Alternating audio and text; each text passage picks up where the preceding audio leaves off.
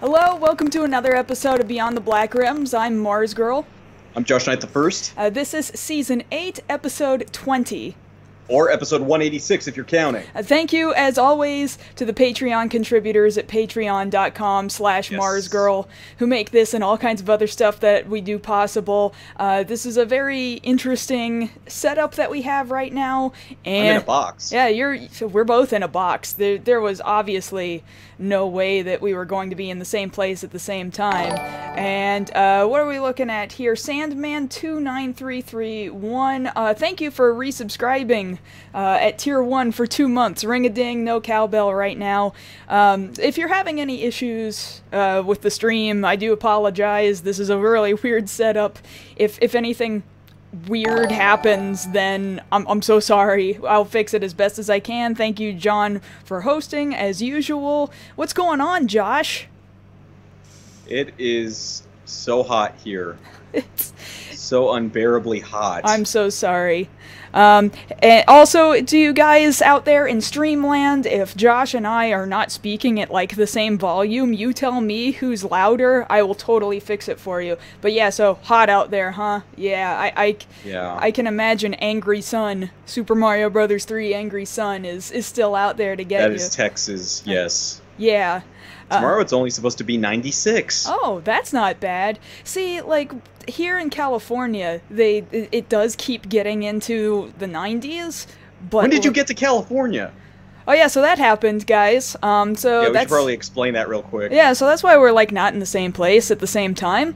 I mean, we're at the same time, although not the same time zone. There's like a 2-hour difference here. But anyway, yeah. So, yeah, movings have happened, and we're prepping a new life out here in Southern California. I'm currently out here with my dad. Josh, you're with your family. If any weird family stuff happens during the show, just realize that's just go with it. That's a little out of our control for the time being. Same with the cat too. So the cat doesn't understand time zones right now. She thinks 5 o'clock is 7 o'clock. So yeah, she'll bug me for food real bad for 2 hours. But yeah, in regards to the heat, like, out here, see, my dad lives, like, on top of a mountain, and it says that it gets up into the 90s, and people in this town are like, it's gonna be a scorcher, but, like, their concept of what a scorcher is not the same as the Texas concept at all. It's really not, because, heat is heat, yes, but it's not humidity. Texas humidity adds this total different... The heat index is just... It's just ridiculous, you know? Well, yeah, the heat index this weekend was like 105, 108. Yeah. It's terrible. Yeah, I don't know that that's gonna be something that I miss, because I handle heat pretty well. And this heat out here in California, for being hot, I walk outside and I'm like, this is kind of nice. I'm kind of okay with this. So, meanwhile, I'm dying, Squirtle. Oh, you'll get out here. You'll get out here ASAP. I know you will. So we're doing our best, guys. We are gonna do our best to get back to a normal life as quickly as humanly possible. In the same room. Yeah, in the same room. Yeah. Otherwise, is there anything else major going on? I mean, like, this has been a really big thing. Technically, it's a follow-up. But I don't know if we had mentioned to you guys before, during the Overwatch 1-year anniversary, we unfortunately had a problem with our PS4 being IP banned for some stupid reason that we could never figure out. I'm gonna assume it was somebody else within our IP block. Yeah, that's pretty much what I figured too. But the unfortunate drawback of that was, one, I couldn't play, and two, I missed every single skin during that event. That's so sad. Every last one. Especially Sentai Genji, and you guys know, if anybody was going to have that skin, it should have been me, and I never got it. Well, now I find out that they're going to reintroduce the summer games next Tuesday, for my birthday, and all of last year's skins are at a discount. Yeah, I'm real excited about that. Yeah, so first up on the chopping block, I'm getting that Genji Nihon skin back. Yeah, the Genji Nihon skin I managed to get last year. I had always wanted the Zarya skin, and I never got it. I just didn't spend a lot of time playing Overwatch on PC, even for this last event either, so I also missed out on that Genji skin. So my hope is that these skins are gonna circulate, you know?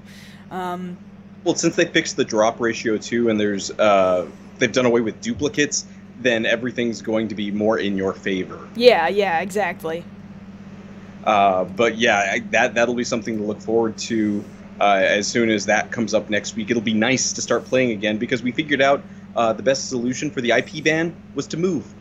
Yeah, exactly. So, like, I notice I go and I try to log into Sony from over here. I'm not IP banned over here. I'm not IP banned here either. Yeah, you're not. I'm telling you, I'm pretty sure it was somebody within our IP block, because, like, we hadn't been doing anything dumb that would have made Sony or Blizzard not want us, and now we're fine. So, okay, sure. Yeah, great. Hopefully we'll never run into that problem again. Okay, yeah. In any case, is there anything else we want to talk about right now before we move on to what we're really talking about today? Not really, just because since we took a week off, we've got a pretty full show. Yeah, that we do. Stuff that got some catching up to do. So in that case, Josh, tell us about what our first story of the evening is going to be. Okay, so our first story of the evening, we did already talk to you guys about Kamen Rider Build with the initial scans that we got about him. Well, just a few hours ago, well, really just within the last day, we got access to the press conference for Build, so we've got a lot more information to give you guys. We're going to talk to you guys about the plot, about the characters, and about the gimmick, now that we have a much better idea of what we're going to be dealing with starting in September. Yeah, so it's very interesting stuff. Typically would have put that in a follow-up, but excited to talk about it, actually. Yes. Secondly, our next story is, this kind of is a couple weeks old, but has gotten new information this past week. Everybody remember that Pokemon Go Fest that kind of went south a couple weeks ago? It went very south. It went very south, and there's lawsuits that are probably going to be happening. We're going to kind of recap what that whole story was, and then what's up with the lawsuits. It kind of that, whatever that Fire Festival was, except for Pokemon fans. Pretty much. Pretty much. And then what's the last thing, Josh? And then the last thing was something that shocked a lot of people this week. Sony bought out a 95% share of Funimation. A lot of people weren't sure how to take this. They've confirmed it. This is all a done deal. So we're going to talk to you guys about what that's going to mean for Funimation, for the anime industry as a whole, now that Sony's in charge. Yeah, so this is kind of scary, kind of exciting, new territory, so I'm really excited to be talking about that, because this is kind of a big deal. But before we get there, Josh, I know you've been doing so much work back in San Antonio, and I'm so proud of you, and proud of you because you've got follow-ups for us. I got follow-ups. And you do such a good job with it. Why don't you tell me what we're looking at? Now, I know I'm in a different time zone, so that means you're getting hit with this 2 hours early. Full-blown Justice League, get it up there. Oh, man. You kind of can't see it behind us now. Yeah, it doesn't quite work the same. So yes, a couple of weeks ago we did have San Diego Comic-Con out there where you are in California, and we were treated to finally a new trailer for Justice League. Here showing more of the action there, a better look at Steppenwolf, the villain of the movie, and we finally got a tease of Superman, albeit maybe the tiniest edge of his cape, but more or less confirming that yes, we are going to get him at some point in the movie, but probably not till the very end when the Justice League absolutely needs him. I mean, that's pretty much exactly what we all were assuming and guessing was going to happen with him in the first place, right? So, like, this isn't news, but they confirmed what we all thought anyway. It is nice, though, that they are making reference to the one Justice League member that's missing. There in the trailer, Steppenwolf mentions your planet has no protectors, no lanterns, specifically referencing the Green Lantern Corps. And we know that DC does want to get the Green Lantern Corps movie off the ground. So far, nothing's been confirmed as far as casting goes, but we're hoping that we will eventually see a good Green Lantern out of DC. That might be nice, you know, of course, if they can continue to actually make other good movies in the same vein as Wonder Woman, that would also be amazing. Oh, that can't possibly be a follow-up that you caught. Yes, actually, that's the next follow-up. Really? Specifically, Wonder Woman. DC is now looking to gear up a full-blown campaign to make Wonder Woman an Oscar contender for Best Director and Best Picture. That's pretty cool. That's actually not the story I was thinking of, but that's really cool.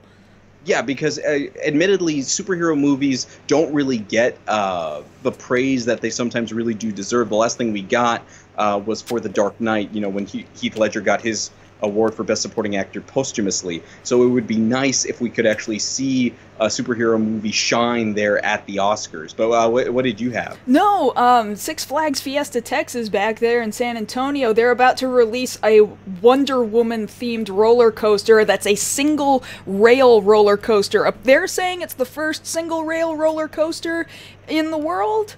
And it's Wonder Woman's lasso themed because the rail is going to be yellow. Yeah. But yeah, Wonder Woman. I didn't hear about this. Yeah, Fiesta Texas is getting it, and it's Wonder Woman gets a roller coaster. That's nice. They're probably a female hero themed roller coaster. They're probably going to put it where the Power Surge used to be, since they just shut that down. You're probably right. You're probably right. Anyway, yes. Nobody else is going to understand that unless you're from San Antonio region. Although, just knowing that Wonder Woman's getting a roller coaster is kind of nice, I think. Yes. Okay, so moving on to some other news that did come out of San Diego Comic-Con. We've got our first look at official art from Young Justice Outsiders. So we'll go ahead and put that up here, showing the new roster for the team there, consisting of Static, Impulse, Robin, Wonder Girl, Spoiler, Blue Beetle, 13, Arrowette, I always mispronounce her name, Red Arrow, and Beast Boy. So this will, again, continue the story that was left off in with Season 2, that metahumans are being trafficked, much like human trafficking, and it's up to the Young Justice team to stop them.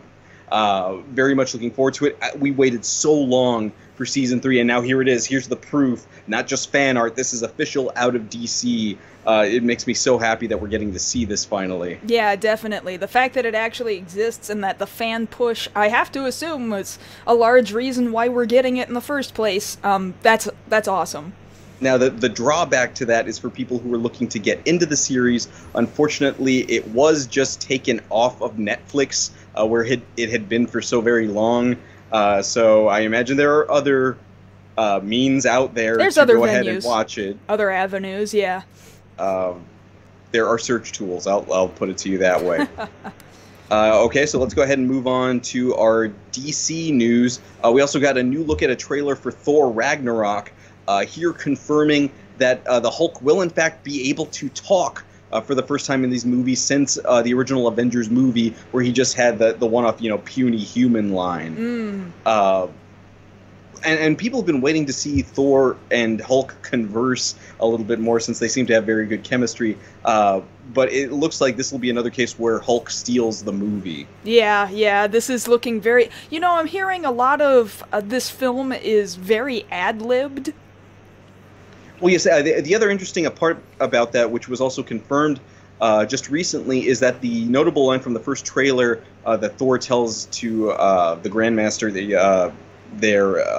played by Jeff Goldblum, "Oh, I know him, he's a friend from work." That was actually an ad-libbed line from a child who was there from Make-A-Wish, who kind of suggested, hey, he should say that, that would be funny, and they kept it.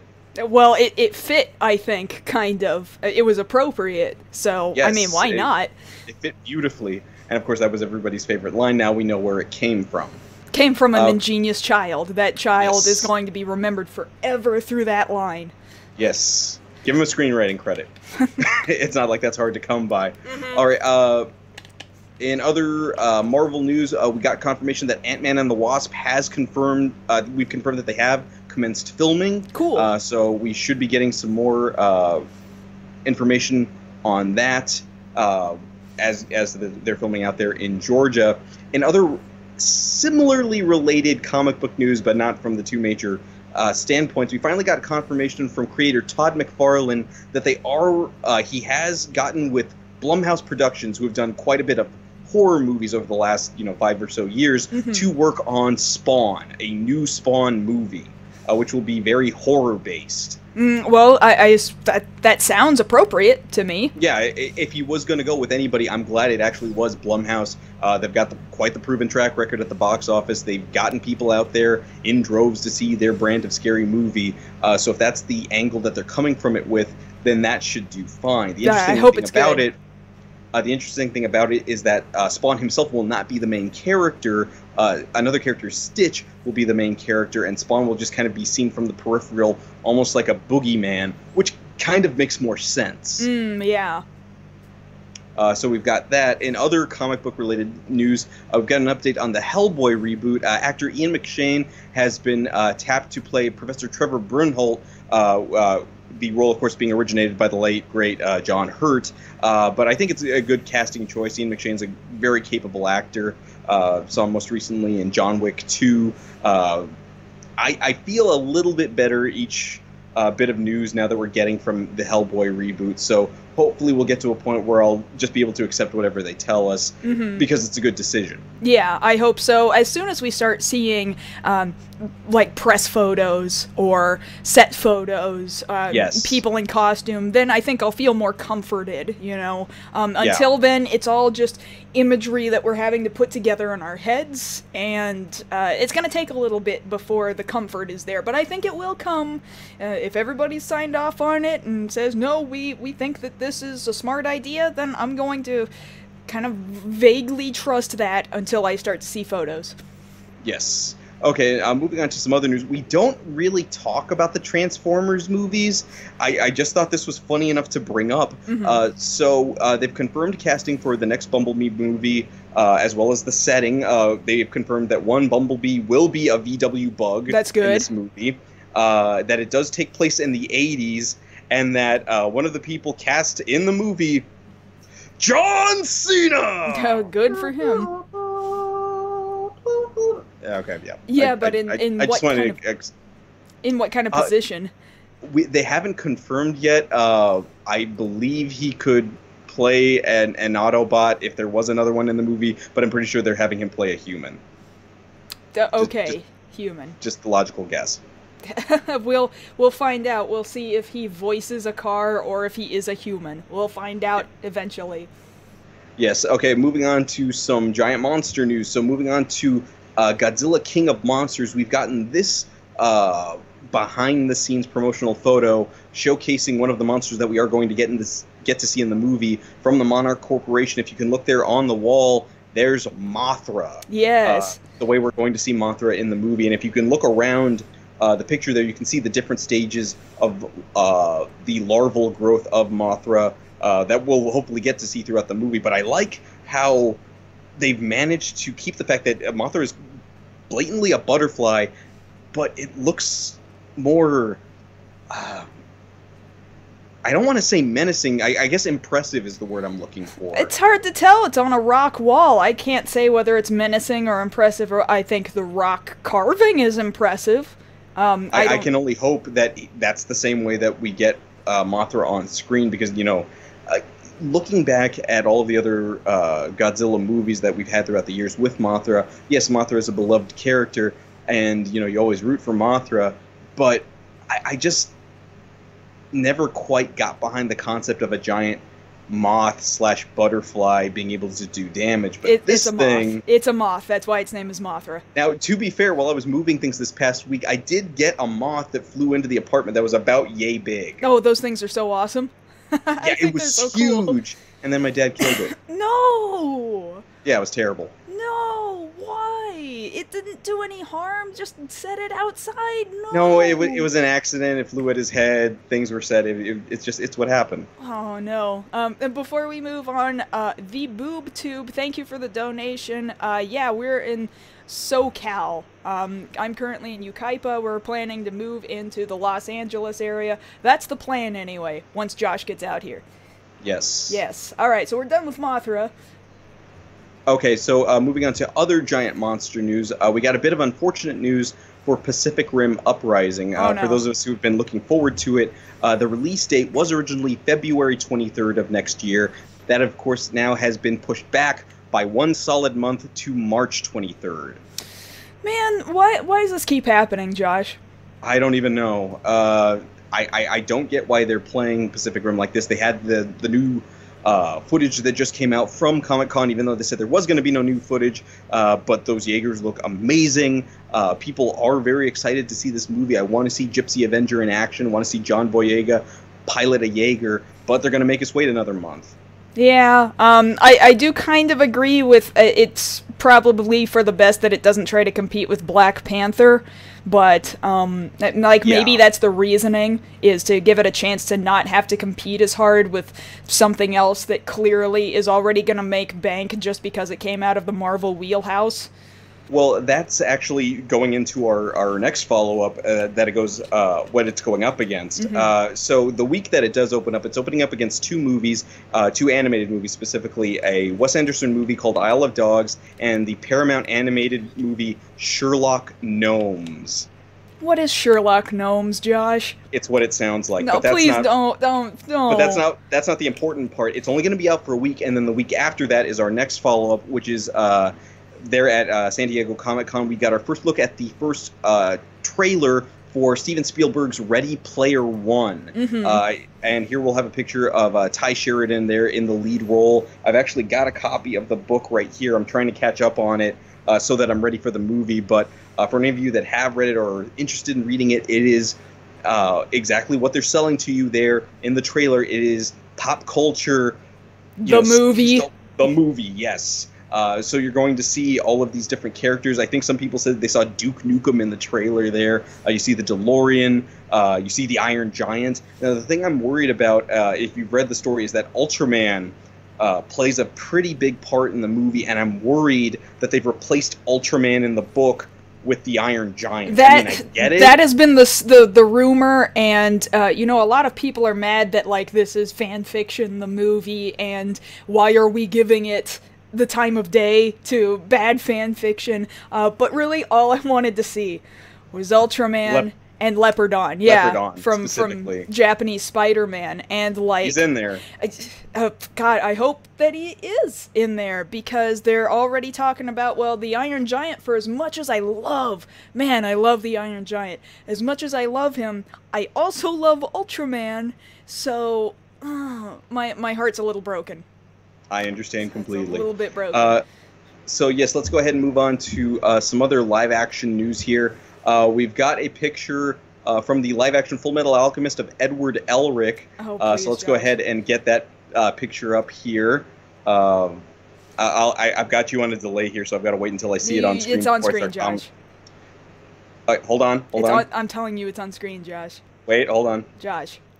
Okay, I'm getting confirmation that's not actually from the Full Metal Alchemist live-action movie. That's actually Ezra Miller from the Justice League panel, dressed as Edward Elric, which is great on him, proving his nerd cred. But let's actually put up the real picture that we did get from the set there, Full Metal Alchemist. Here we'll see Alphonse and Winry there on the train. Of course, Alphonse looking very good there. Better than most cosplay I've seen. And then Winry going with a little bit more brunette look than blonde as per the anime. Mm-hmm.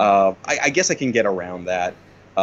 It's not going to ruin the story for me, but hopefully we'll be getting more footage, more longer, more descriptive trailers. I would just like for a good anime adaptation out of Japan, because I gotta admit, sometimes they goof just as much as we do. Yeah, Attack on Titan really left a bad taste in my mouth.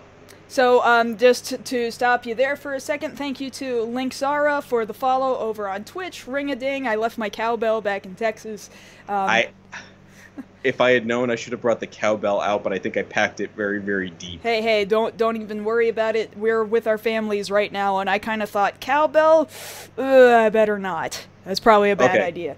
So, all right, and the last bit of follow-up we've got, since we still have plenty of show to get to, is actually from Kamen Rider Exade. This is a story you actually put up on Tokusatsu Network today. Yes. So we'll go ahead and put this picture up. This is Hiroki Ijima, who plays Hojo Emu there in the show, teaching some kids there for a field trip to the Ministry of Health to properly perform heart massage technique.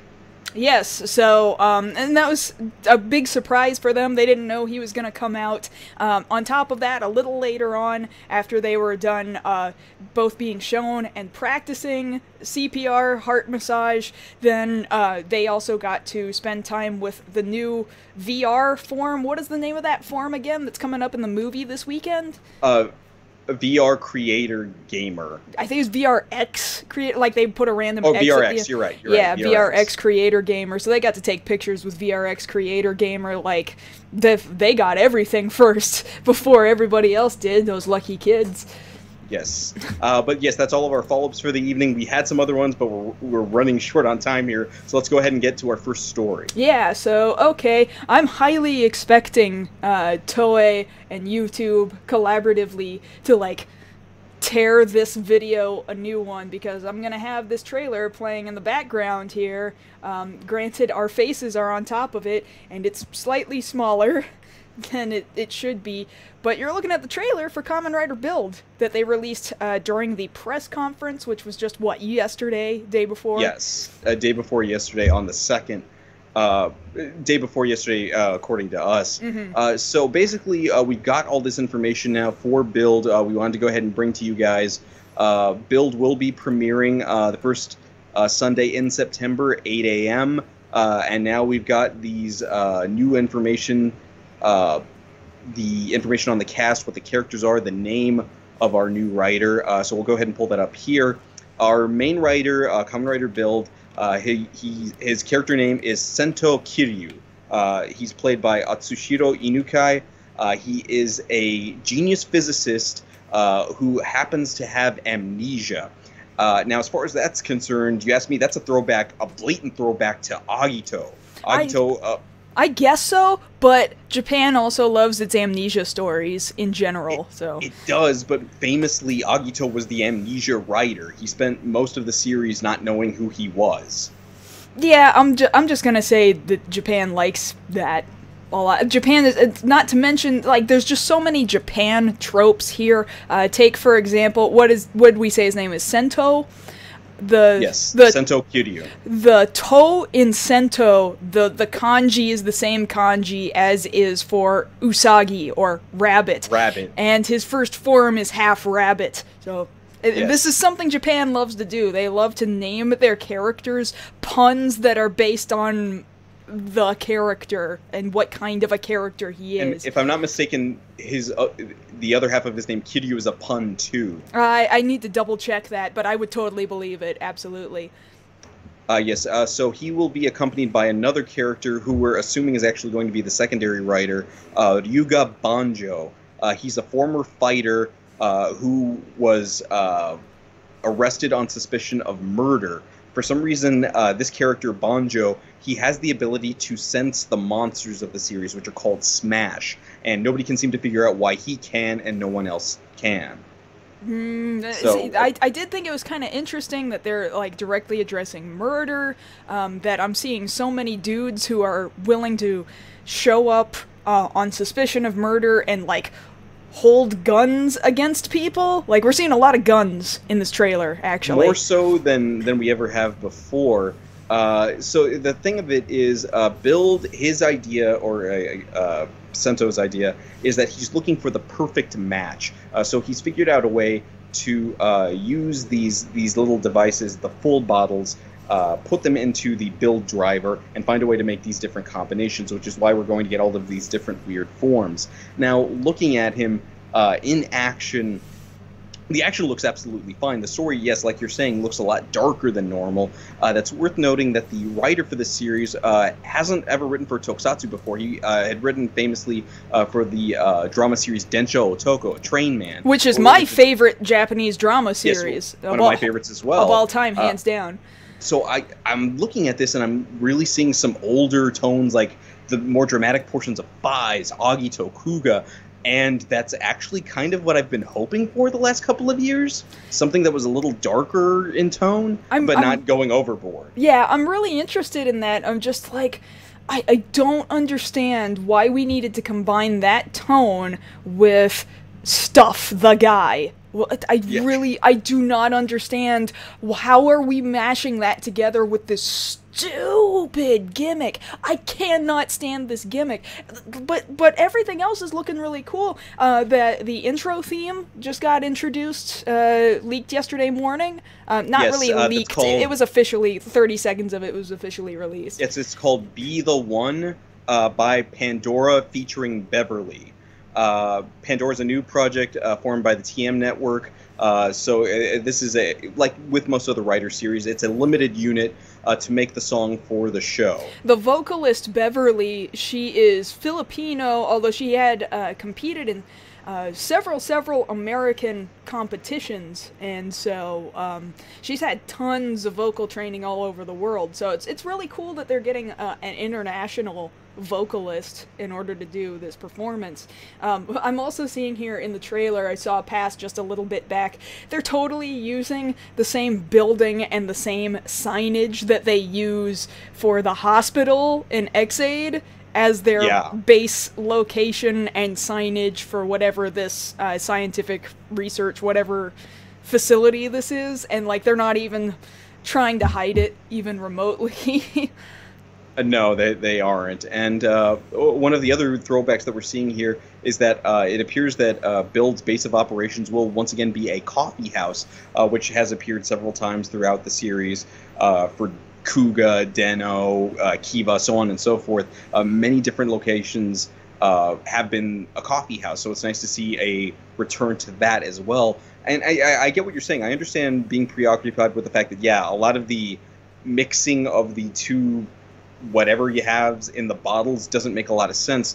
The problem is, for me anyway, one, I like the way the tone looks. I definitely like the suit design. If I just didn't know what it was, that would probably make it easier on me. Yeah. And like with most series, I do see bike action in this trailer.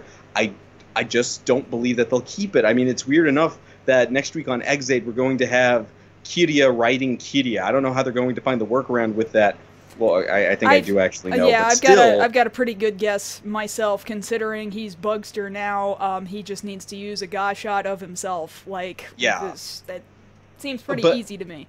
But I just wish, like the older shows, like Kuga or Agito, that the writer would remember that he has a bike and use it constantly. That would be nice, yeah, if they actually stuck with the fact that, you know, Rider is in the name of the series, and so can we actually get the hero to ride on something? That would be amazing if they could actually do that. Now, if there's one thing I'll give you that we kind of are in agreement with, there at the press conference, we got to see how Build transforms, because normally at the press conference we get to see some sort of a demonstration. We had it last year with Hiroki Iijima demonstrating what the Henshin movement would be. Here we had Atsushiro Inukai demonstrating how the Henshin works. And he has to take the two little full bottles and he has to shake them. Shaka shaka. He has to shaka shaka before he puts them in the belt. What, you don't like the shaking? Like, that's what gets you? Is the shaking of the bottle and not the cranking of the... No, both of them do, because first he has to shaka shaka, and then he has to he has to Jack in the Box it. And then he has to do this pose with the finger and the hip, and... Like... Well, no, he does this pose for transformation, but then he's got this hand movement, which to me looks like a throwback even harder to double, if it weren't for the fact that he's already got the bicolor design, and then he's doing a hand movement, which is almost the opposite of what double does. Like... it's almost a mirror of it. So I'm wondering if at some point they're not trying, they over Toei aren't trying to figure out a way to actually make some sort of double Build crossover at some point, because a lot of this stuff is starting to add up. At first it was conjecture, now I'm not so sure. Well, consider the fact that they just released this, the Spirits manga for Double. Oh, Futo Detectives, yes. Yeah, so that just came out and people were really excited about it. It almost seems like, in a lot of ways, they are testing the waters to see how many people are clamoring for more Double. That is what it feels like to me. I don't necessarily think that this indicates double crossover. I do think that this is saying, hey, who wants more Double? Let's find out. Right here. Right friggin' here. Yeah. Now, maybe, and I guess we'll end off on this because we still have the 2 other stories to get to. Maybe that's the thing we can ask Ren Kiriyama out at Japan World Heroes if he's heard anything, or if he's even allowed to say. Yeah, he won't slip anything because, Japanese agencies, talent agencies, are so stringent, ridiculously stringent, so much more than Hollywood is. And Hollywood is really kind of gangbusters about sticking with NDAs, Well, yeah, but the thing about it is Toei has a stick up their butts, but they don't have snipers like Marvel does. That's true. That's true. So maybe. Here's hoping. We'll see. I don't think so, but we'll see. So yeah, that's all of our information on Build. That, of course, starts there in September. We've only got 4 more episodes of Ex-Aid to go. Sad to see it go, but a lot of people are looking forward to this. So September 3rd, 8 a.m., we'll get to see Build show up, and we'll see what he can do. I hope that the story totally outshines the gimmick. I'm really hoping for it. It's a pretty ambitious story, I'll give it that. Yeah, so here's hoping. Here's hoping. But yeah, that's our first story. Let's go ahead and move on to our second bit of information that we got to give you guys tonight about this Pokemon Go Fest fiasco. Yeah, so that went down. Yeah, this was a couple weeks ago. Yeah, it was a couple weeks back, so it is a little old, although newer information is coming out in regards to it. I remember when they were first announcing this, and I was thinking, well, one, it seems like we're doing Pokemon Go Fest kind of late after a lot of the hype went down, but there had been a lot of updates made to Pokemon Go that might. Plus, it was meant to celebrate the 1-year anniversary of the launch. Right. Of the app. The updates might have made it relevant. They were supposed to have some legendaries available only at this event. That kind of makes it worth it to those of you who were faithful and stuck with Pokemon Go, or you decided, you know what, this is going to be the thing that gets me back. So you had to buy a ticket to get to this. I'm kind of missing exactly how much these tickets were going for. $20. They were $20. They were $20 tickets? Okay. Yeah. So where exactly did this take place? This was, I'm sure, California somewhere. No, this was Chicago. Oh, was this Chicago? Okay. In Grant Park. Grant Park, okay. So you can kind of see from this picture here that we're showing just how big this crowd was. They've got like streets blocked off, little concessions tents all over the place, and tons of people looking at their phones trying to catch Pokemon. And the whole thing was just a disaster. It's a complete and utter disaster. Nobody was able to connect to anything. Nobody was able to catch anything. It started off normally from a lot of people who have gone on social media and gone to different news sites with their stories. So the day started off fairly normal with a lot of people showing up, and people had the chance to catch some Pokemon initially. But of course, as more people showed up there at the event, a whopping number of people, of course, that choked out the network. And that's what led to the connectivity issues that ended up leading to no one being able to play at all. Yeah, and that's totally unacceptable when you spent money to be there and do the stuff that they were promising there. And then you take into account that, people paid $20. Some people were scalping for $400 to get into this thing. Oh, that's I don't know ridiculous. Why. Yeah, it's friggin' ridiculous. It's a mobile game. You don't need to scalp tickets for a mobile game. I would, if it had been me, I would have just waited. I don't need a Zapdos that bad. Well, I have to assume, Pokemon Go was such a phenomenon this past year that people thought they could get away with scalping for $400, and I have to assume somebody paid it. Whoever's doing that, whoever paid $400 is not getting their money back. So Niantic has promised, okay, we're going to refund everybody their money, so you can get $20 back, maybe. Although, if you're not the person who bought it online, then I don't know how you're going to even get $20 back. Well, it's two things that they're getting back. They're the refund of $20, and then they're also getting $100 in Pokecoin, the in-game currency. Right. But the thing about it is, I'm reading these accounts of what happened, and like after about the third time this event happened. So what'll happen is, some people will be just milling about there in Grant Park, and then somebody will say, "Hey, I found a Heracross. Where?" And people all run towards it where the spot is, and then by the time they get there, the game crashed, so there's nothing there anymore. But then it'll respawn somewhere else in the park. They'll run there, and then it happens again, and then that keeps happening for the rest of the day up until the point where nothing's catchable, and you have these mobs of people chanting, "Fix the game! Fix the game!" And, you basically created your own angry mob. Yeah, that's totally horrifying. And yeah, you're not going to get happy people. And that is evidenced by the fact that lawsuits are now becoming a thing. Yeah, action suits. Oh man, it's America because we've got class action suits. And, maybe they're in the right. Because, I have to assume that some of these people traveled from really, really far away to get to this cool event where they could be with a whole bunch of people and get legendaries that you can't get any other way. Yeah, some people were saying that people had flown in from Japan for this event. Oh, I'm so sorry, Japan. Man, Japan would have handled this much better in most scenarios, I would imagine. Well, yeah, because they've been consistently running Pokemon Go events there in Japan, in the different prefectures. There was one where, for San Antonio, sister city Kumamoto, they had the whole city doing Pokemon Go events, and they knew how to organize that. Mm-hmm. But here, they just didn't have the networking that they needed to. They were having to call people after the fact. You would think they would have taken that into account. Like, maybe there's going to be a lot of cell phone usage. We should probably talk to Sprint.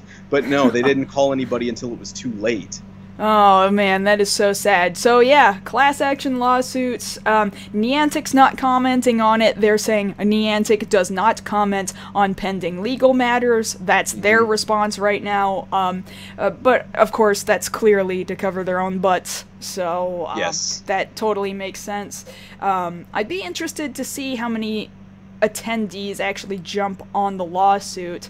I don't know how Niantic plans to fix this, or if they're going to have other events that will make up for it, if they're planning on doing this. But they could take, like we were saying just a second ago, take a page out of the Japanese events.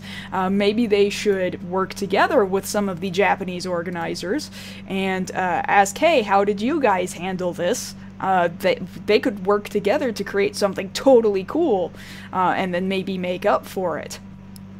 Oh yes, and the other part about that is, we hear talk about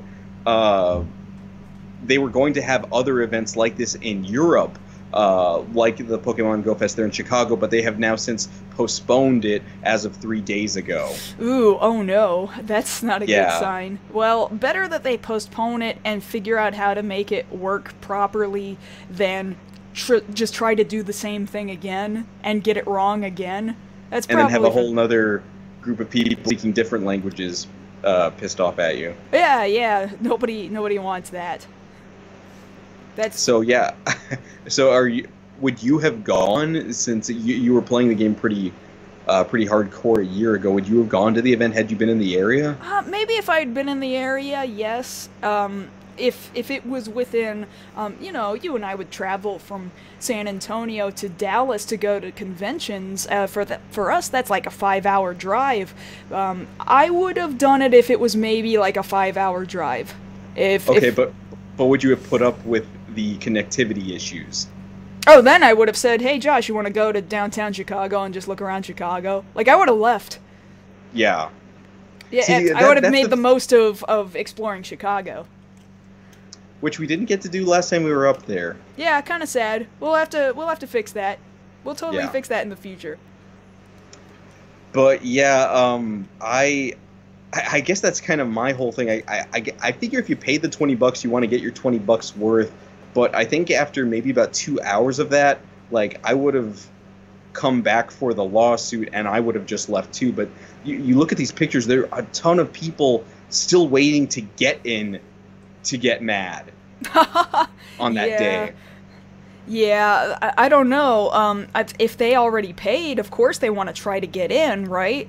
Like, why wouldn't Right. you want to try to get in to get what you paid for, only to realize when you get there, nobody's getting what they paid for? What do you do? What do you do at that point if you've arrived, like, a couple hours after start time and it's already starting to have hiccups? Yeah, well, I mean, there you go. I mean, and the sucky thing about it is that they did release for the people who were there, Lugia, after the fact, but everybody got it, not just the attendees, so it wasn't exclusive. Everybody, what? I don't understand. Well, yeah, because like if it had just been given to people who were there at the event, like they checked, okay, you were there, we know the connectivity issue happened. Here's Lugia, but no, they gave it to everybody. So. Oh well, if that makes sense. That makes sense Does to it? me. Yeah. If people didn't have the opportunity for the catch to begin with, you may as well give it to everybody because how are you to know whether or not somebody was trying to catch Lugia and then was not able to? Oh, I'm seeing here only the attendees got Lugia for free. Okay, good. Yeah, If it was only just the them, then attendees. that's okay. Good. Then I feel better. Yeah, exactly. But yeah, it's like for people who are laughing on Twitter at everything that happened at Fire Fest, like, oh, that would never happen to anybody else. Surely that wouldn't happen here in the States. Well, here comes Pokemon Go, like, hold my beer. Yeah, well, at least the good part of it is that they didn't screw up with lodging facilities or with people hosting bands or other musicians or food. It looks like there was food. It looks like, people weren't out there dying on a deserted island with no food and no water and No, it was a park in the middle of Chicago. Food was fine. yeah. See, everybody was the only problem was internet, and then this is the society that First we world live in. problems. We're so mad that we can't get wireless internet connectivity on 4G or LTE connectivity, so that we can't catch our legendary Pokemon, and then we start riots. Yeah, Yeah, we've done that. yeah. So there was totally food there. Their food wasn't a problem, and I don't Yes. think they had partnerships for hotels. I'm not really sure, so I'm sure that wasn't a problem either.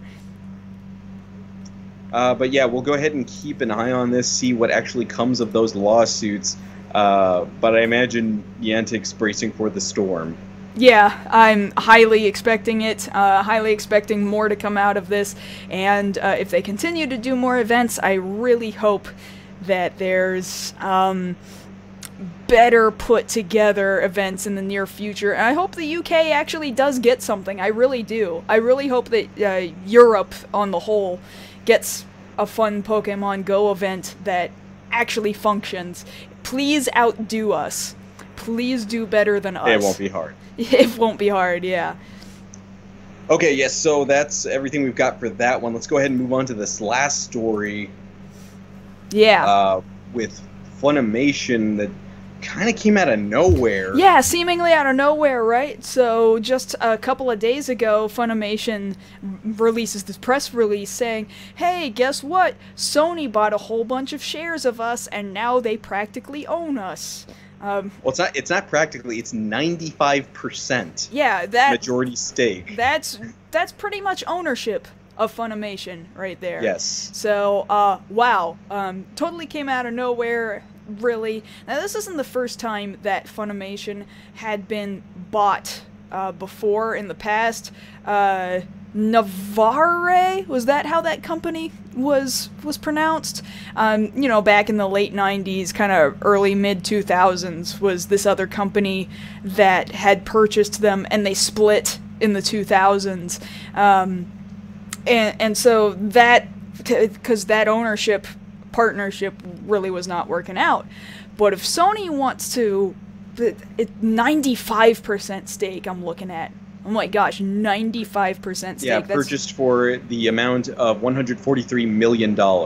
So that's kind of ludicrous because what does that signal to us? I kind of get the feeling that signals that Sony thinks that anime on the whole is marketable under them. That there is something about it that they want to make sure they have the rights to. Okay. Well, because the more I think about it, they were specifically purchased by Sony Pictures Television Networks. That branch of it, which makes sense since most anime is broadcast on TV. Now, the thing about it, and we were talking about this over the last couple of nights since this was announced, is that Funimation has this partnership right now with Crunchyroll, which is something we covered here on the show. How is this merger, or this almost buyout, I guess, going to affect that partnership? Well, coming out of Funimation is saying, this doesn't change anything. I don't know that I believe that. I don't buy it. Yeah, so, like, the Funimation and Crunchyroll partnership at the time was its own special kind of magic. It was really interesting. It meant cheaper subscriptions to both Funimation and to Crunchyroll. It meant that you can watch dubs of a given series on Funimation and subs of it on Crunchyroll. That opened up both of their libraries. Yeah, exactly. Sebastian makes a good point over here that Sony owns Crackle. That could be a new streaming avenue, possibly. But Crackle, the amount of traffic they get and the amount of money they make doesn't hold a candle to any of the other major sites like Netflix, like Hulu. HBO Go does better at this point than that. No. So the thing about it that I'm thinking about, there's a couple of ways of looking at this about why they would decide to do this, because Sony on the whole, their movie division doesn't exactly make a lot of good decisions. Mm-hmm. So maybe this was one way of looking at things as far as diversifying to help make up for those ends, because as a whole, we still have to think about Sony as a parent company. But on the other end of that, thinking about how Funimation's been working over the last 10 years or so, Funimation has built themselves as being very fan-oriented. Yes. And part of that is in the allowance of the existence of everybody's favorite fan dub, Dragon Ball Z Abridged. How is this going to affect that? Yeah, very true, because while Funimation is kind of okay and understands the whole fair use parody sort of US copyright law, Funimation is based out of Dallas, okay? Yes. They're not straight up Hollywood. Sony is straight up Hollywood, alright? And they're also a Japanese based company. Sony, is based out of Japan.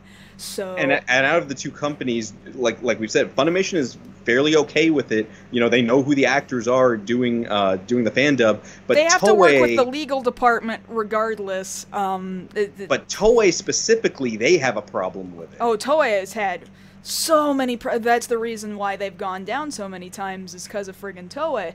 And so I have to assume a Japanese company is going to talk to a Japanese company who's going to talk to their US branch who has ownership over Funimation, and that's going to come down, and like, I'm concerned about fair use, about reviews, about parody fan dubs, that whole umbrella of what internet entertainment is. That's an interesting thing to see how that's going to change, because I bet you it's going to change. We don't know how yet, but it might. Then what else does this mean? Since this is the TV branch, I get that that's not necessarily Hollywood. However, Sony, like, that's still under a much bigger umbrella. Can things move up into either Sony's movie divisions, or can we start seeing distribution on Sony's consoles? Any of their PSP branch of consoles, any of their PS3 and PS4 branch of consoles? I do worry, like some people in the chat here, what's going to happen to the muffin button? But no, that was actually the first thing I went to, because yes, I understand it's the TV division, but I do also understand that Sony has a history of not making the greatest business decisions. So if they thought for a second that potentially this buyout, this merger, whatever you want to call it, could potentially lead to them doing some things with properties that Funimation owns to maybe potentially develop them into live action, we're still trying to hit that anime sweet spot of the live action adaptation that everybody likes. Right. we're still getting over. I know Ghost in the Shell just came out on Blu-ray within the past week. We're still waiting for Death Note out of Netflix, and yeah, technically we could still do with a good live-action Dragon Ball Z adaptation. I wonder if at a certain point Sony either will think about that option or hasn't already been thinking about that option, and that had something to do with this buyout. I mean, really, Funimation from its inception was the CEO Gen Fukunaga's Dragon Ball was his motivation to start Funimation to begin with. Yes. The only reason Funimation exists is because of Dragon Ball, and Dragon Ball continues to be kind of Funimation's driving force, So I think it would be a mistake to not somehow utilize it. There's another point made that Sony owns Aniplex, alright? Now, Funimation specifically said, well, that's not gonna change anything. No, it's not going to affect anything just because Sony also owns Aniplex. I don't know if Sony's got this much of a hold over Aniplex and Funimation. I don't know. I really don't entirely believe them when they say nothing's changing. Well, no, because you have to think about it. For a company like Sony to want to go ahead and purchase them, you have to realize that over the last, I'd say, 2 years, Funimation's been really showing themselves strong as far as redeveloping themselves. Yes, we've heard the stories that they were not doing well financially, and that was part of the reason for the buyout. But if you look at it, their attendance at Fathom events, their convention presence, just their overall handling of Dragon Ball, those have been doing very well. They're a very visible company, whereas, yes, that was Gen Fukunaga's original idea for starting Funimation. Back in the day, you remember when you were in middle school or high school, you had that group of people who knew what Dragon Ball and Dragon Ball Z was. Nowadays, it is quite literally a household brand. Like, we've gotten to that point. So that looks very enticing to a corporation that sees that and like, I want some of that. I want some of that security, because the way we're eating stuff up, Dragon Ball is not going away anytime soon. Yeah. To kind of describe more of what Funimation is saying is not changing. They're saying they're just going to keep doing the best they can to license as much anime as they possibly can. We don't know whether that'll be more or less. The Funimation Now service, there's no change in the subscription terms, pricing, or content availability. Will this stuff be available on Crackle or PlayStation Vue? Right now, we don't know. That was kind of a non-answer that they gave. They said this does not change the Funimation Now service. What does it mean for fans outside of the US? They're already delivering stuff to certain regions outside of the US, and so nothing there is going to change. How does it change the Crunchyroll VRV or Verve partnership? No changes to that partnership. I just feel like that cannot remain that way. See, you say that, but all I can hear is the word in the back of my mind, nothing is changing to this yet. Yeah. It's coming. You wouldn't make a deal like this unless you had something in mind. Yeah, I totally believe that right now, no, obviously we haven't seen any changes. Because I look at it this way, that's because it hasn't happened yet. Yeah, Disney buying Lucasfilm or Disney buying a Marvel, they didn't just buy them so they could look pretty on their shelf. Yeah. You buy something with the purpose and the intent of using it. So I imagine that Sony has something of its sleeve for Funimation. We just haven't seen what yet. Yeah, exactly. So we have to keep our fingers on the pulse of this because I think there's a lot of possibilities. I think there could be very good possibilities, but I'm super concerned about what if Sony decides that this isn't as marketable in the US as they originally thought here in another year or two down the road. Does this mean the murdering of Funimation, which had so many good things going for it? There's a good scenario and there's a bad scenario. We're either in the good timeline or we're in the bad timeline, and I'm not sure which one of those two it is just yet. We need future Trunks. We do need future Trunks, yeah. What will Sony do with future Trunks? Oh god, please don't mess up future Trunks. Please don't mess up. Please, we just got him back, you guys. No, come on. Oh, okay. I don't know that there's a lot more we can do other than speculate, really. That's all No, we've that's got pretty going much for what us. we've got right now. Yeah, then okay, I guess Yeah. we're done. Yeah. All right, get it out of here. Okay, it's gone. So, with that having been said, this episode could have gone a lot worse than I think it did. So, man, good job, Josh, for actually finding a way to make sure that you're networked in here with me.